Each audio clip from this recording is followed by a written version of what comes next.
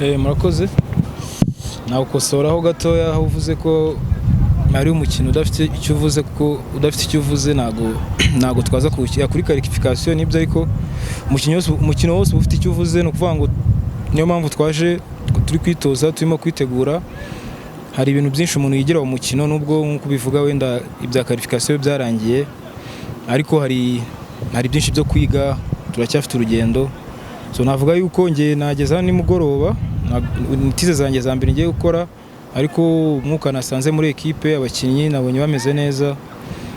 Nizeye yuko ari match tuzagerageza gutsinda, uko iyi campaign yose na match twize dutsinda. Numva yuko rero ubu ngubu intego yacu no kugerageza byibuze kurangiza dutsinze.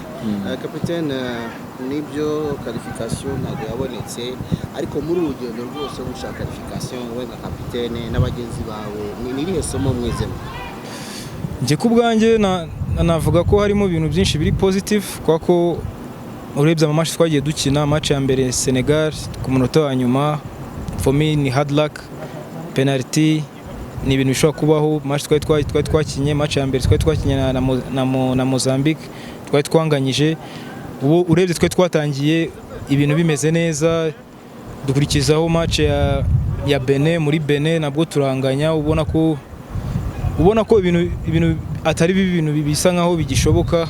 Navuga yuko ahantu dusa nkaho twasitayeho ari match ya Benin hano, ariko nkuko nabivuze hari ibintu byinshi abantu babiga. Nekeza yuko isomo twakuyemo ni nk'andi ma campaign yose yagiye abanza, ariko ngiye maze uyu ni umwaka wa nshobora kuba ari nk'uwa 8, ko ndabyuka ko call up yanjye ya mbere official 2015, so 2023 umva ari imyaka 8. Navuga yuko mu match zashize aribwo nabonye Amavubi kabisa dukina, tukabona ko turi gukina ibintu, ukabona ko turi gukina umupira ugagenda ukava hano ukajya hariya, tukabona ama occasion. So for me it was positive.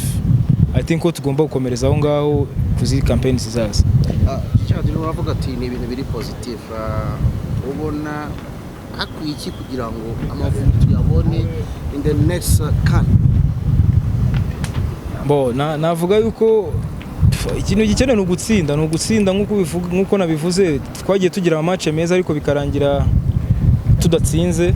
Navuga yuko nugushaka uburyo nyine, sinzi ukuntu tuzabigenza, ariko nugushaka intsinzi n'ibindi bintu bimwe na bimwe biba bisa nkaho wenda bitagenda muri rusange mu mupira. Ariko nekeza yuko n'ubuyobozi bushya buhari n'iki abantu baba baganira, ibintu bizagenda neza. Nk'ibiki Jihad? Ni ibintu bisanzwe, twese turabizi, ntago ndajya kubikubwira, ariko urabizi neza yuko kameme hari ibintu biba bitagenda neza. I think ko bizagenda neza muri next games zizaza. Tugana ku musozo ntago Simeo, ku nshuro yawe ya mbere mu ikipe y'igihugu, mu buryo navuga ko butari preselectionné, tubwire ibyiyumvo byawe bayina. Murakoze. Mbere ndabanza gushima Imana. Ndabanza gushima Imana kuko byose nyine ni Imana iba yarabikoze. Kandi ikindi ndishimye cyane nyine ko hari abakinnyi benshi cyane baba bakina muri shampiyona, ariko nyine nabo babifuza uno mwanya, ariko kano kanya ni ngewe hari. Ndishimye cyane. Umutoza nangirira icyizere muzambona. We ingamba zawe ni zihe? Ingamba zanjye ni ukugaragaza ibyo mfite, nkafasha n'igihugu nyine. Nubwo umukino muvuga ko nta kintu uvuze, ariko nyine urakivuze kuri ngewe mpawe amahirwe n'abagenzi banjye. Ku Abanyarwanda nabwira ko batakita ngo umukino nta kintu uvuze, baza bakadushyigikira nyine match bari match. Call-up yawe ya mbere Amavubi, the senior team. Tell us. It's a honor, navuga ko ari ni iby'agaciro cyane. Ni inzozi ziba zibaye impamo umukinnyi wari wese w'umunyarwanda, umunyagihugu aba yifuza gupresentinga igihugu cye. So bimbayeho kandi abishimira cyane no gukomeza gukora kugira ngo ahantu mahore simave nibibere rimwe gusa, ariko bijya bihoraho.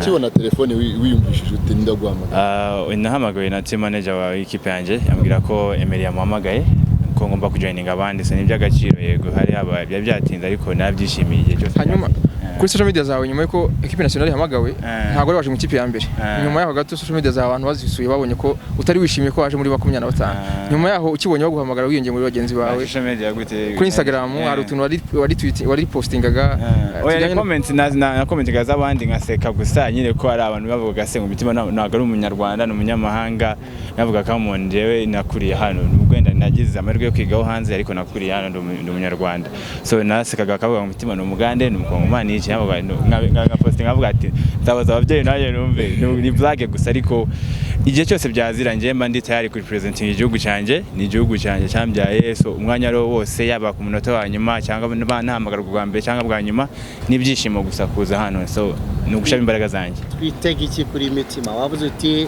ndahamagara ngo bwa mbere ko sinshaka kuva ngomba kubaho.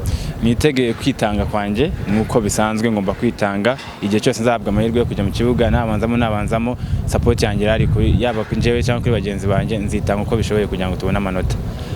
Murakoze cyane. Est-ce qu'on peut s'attendre? Parce que j'ai fait une sélection déjà jeune, plutôt jeune, avec beaucoup de locaux, on va dire de joueurs locaux. Je pense que j'ai été agréablement surpris déjà de notre équipe. Elle a de la qualité, elle est jeune mais elle a de la qualité, ils sont sérieux, ils veulent apprendre. Donc moi ça me plaît beaucoup. On a fait 3-4 jours là, de très bon niveau. Maintenant, ce qu'on peut attendre pour le Sénégal, moi ce que j'attends d'eux, c'est qu'ils donnent tout, mais qu'ils donnent tout avec un jeu avec de la tête. Et surtout, bon, on joue quand même le Sénégal. Alors il y a toujours les gens qui disent oui, mais c'est pas l'équipe première. Mais c'est quand même, il y a 20 joueurs étrangers qui sont dans l'équipe, qui jouent en première division en France et en Europe. Nous, on n'a pas ce luxe au Rwanda. C'est comme si vous jouiez l'équipe de France. L'équipe de France, si vous alignez 3 équipes différentes, c'est 3 équipes de haut niveau. Donc là-dessus, nous, en plus, bon, le Sénégal fait ce qu'il veut, c'est pas notre problème. Nous, on doit jouer contre eux. Moi, ce que je voudrais, c'est qu'on montre... on va tout faire pour gagner le match déjà, parce qu'un match de football, ça se joue et tout le monde a une chance dans le match pour le gagner. Mais surtout qu'on donne une image, une image différente, parce que les 2-3 derniers matchs, j'ai vu le match du Mozambique et tout. Au niveau de l'engagement, au niveau de l'engagement d'un match international, je trouvais qu'il manquait quelque chose. Donc là, voilà, moi je veux on va tout faire pour gagner, mais je veux que le Rwanda et le public rwandais, quand on finit le match, ils se disent voilà, ça c'est une équipe. Après, tout est ouvert, on peut gagner, on peut faire un match nul, on peut perdre, mais quand on donne tout et que les gens voient qu'on donne tout, les gens sont fiers.